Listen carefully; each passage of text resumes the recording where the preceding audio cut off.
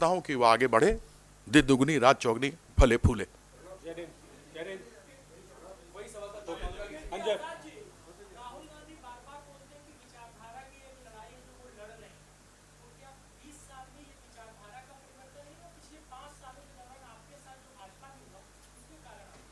आप एक चीज ये देखेंगे कि मैं पिछले 20 सालों से सांसद रहा हूं और उससे पहले 1993 से मैं विधायक रहा।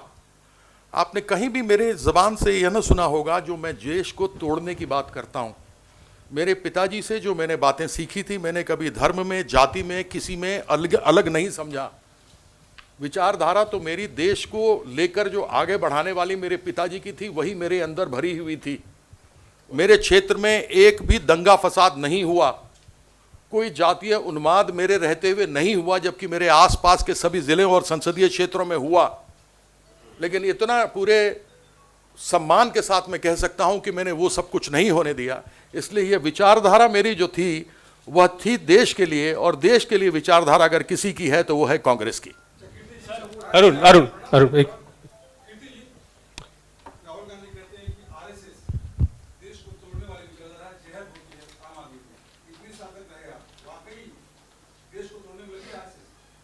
अगर देश को तोड़ने में न लगी रहती तो क्या देश में आग लगता जिस प्रकार से देश में आग लगा हुआ है। कभी गौ हत्या के नाम पर देश में उन्माद होता है, कभी हिंदू मुसलमान के नाम पर होता है, कभी कहा जाता है अगर हमारी बात नहीं मानो तो पाकिस्तान चले जाओ। अरे क्या हिंदुस्तान में रहने वाले मुसलमान हिंदुस्तानी हैं? आपको सबको एक साथ लेकर के चलना होगा। और आरएसएस जिस प्रकार की विचारधारा को आगे बढ़ावा देती है वह देश के लिए बहुत खतरनाक है। और मैं कभी भी आरएसएस की विचारधारा के साथ मेल नहीं खाया। शायद यही कारण है कि मुझे बीजेपी में वह स्थान नहीं मिल सका जो मुझे मिलना चाहिए था, क्योंकि मैं कभी विचारधारा में नहीं था, मैं कभी उनकी शाखाओं में नहीं गया था। धन्यवाद मिथिलेश जी सर। छोटी सी बात संक्षेप में कहिए, बहुत लोग पूछने वाले हैं।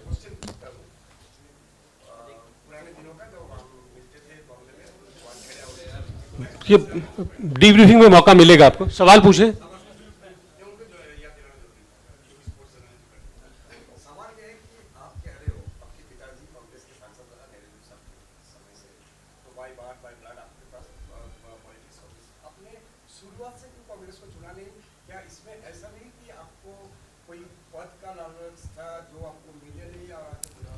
समझ गया सर, मुझे एक चीज बताइए, जब मैं राजनीति में जुड़ा ही नहीं था तो फिर पद का लालच मुझे कहां से होता? देखिए, कांग्रेस में उस समय श्री राजीव गांधी जी की निर्मम हत्या कर दी गई थी। फिदायीन द्वारा उनको मार दिया गया था। उसके बाद कांग्रेस के अंदर आगे देखने के लिए कुछ नहीं था। तब तक मैं अटल जी और अडवाणी जी आए थे, उनसे मैं प्रभावित हुआ था, जिन्होंने एक देश एक व्यक्ति एक कानून की बात की थी। और हम क्रिकेट खेलते थे तो उसमें किसी प्रकार का कोई ऊंच नीच नहीं होता था, जो परफॉर्मेंस करता था वह आता था। इसलिए मैं उस समय प्रभावित हुआ था। लेकिन उस समय की बीजेपी और आज की बीजेपी में जमीन आसमान का अंतर है, पाताल में चली गई। अजय,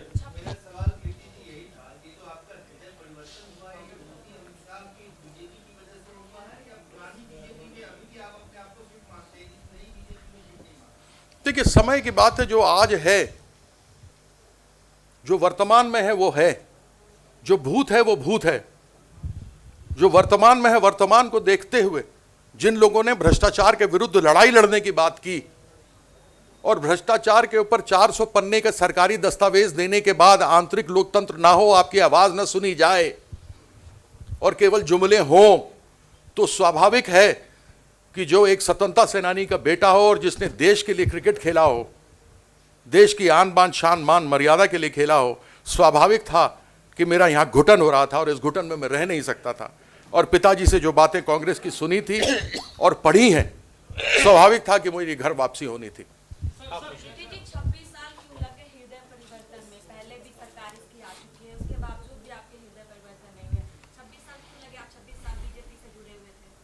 आप ये पूछिए ना कि 26 साल पहले ही मैंने बीजेपी क्यों ज्वाइन कर लिया।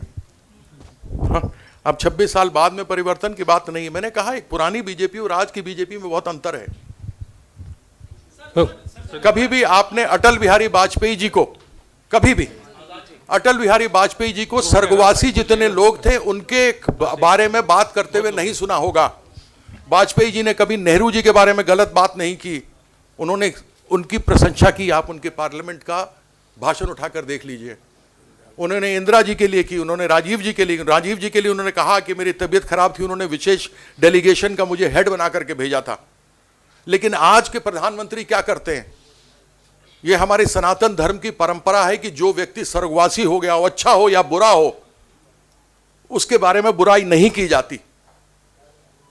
अब 90 साल का बुढ़ा भी हमसे पूछता है, बूढ़े हमारे पिता समान होंगे, दादा समान होंगे, वो हमसे पूछते हैं कि बउआ कि हम सब मर जाए तो हमरू सबके बारे में एनाई गप करो। मतलब ये मैथिली मैंने बोला, ये जगत जननी जानकी माँ सीता के जन्म स्थान का हूं मैं, आप भी वहीं से हैं। तो वहां बोलते हैं कि बेटा हम भी 90 साल के जब हो जाएंगे तो हमारे बारे में भी ऐसी उल्टा सीधा तुम लोग बोलोगे, जबकि मिथिला एक परंपरा वाली जगह है। मैं वहां का हूं। Pradeep total TV. बोलिए सर।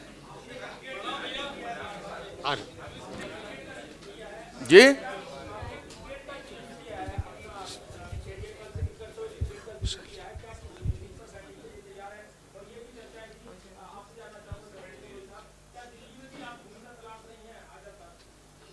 मैंने ऐसा कोई तय नहीं किया। मेरे 20 साल हो गए मुझे दरभंगा। पहले जब मुझे भारतीय जनता पार्टी भेज रही थी तो मैंने कहा था मैं शहर में रहा हूँ, मुझे गांव देहात में नहीं रहा, मुझे भाषा बोलनी नहीं आती, मुझे तीज त्यौहार नहीं मालूम, मैं खाना रहन सहन कुछ नहीं जानता। लेकिन आज 20 साल में इतना रहन सहन मेरा बदल गया है कि दिल्ली रहने का दिल नहीं करता, मन रहता है दरभंगा में ही रहूँ और मिथिलांचल में लोगों की सेवा करूँ। विक्रांत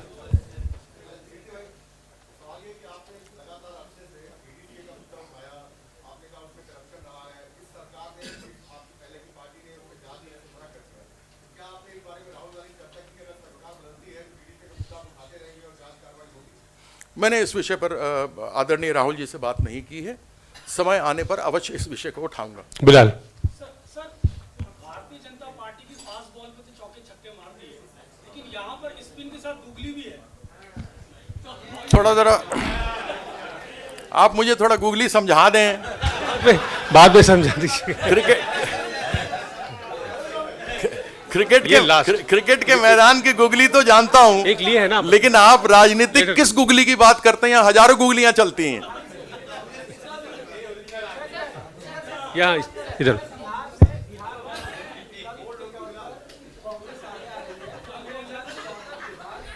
साइलेंट।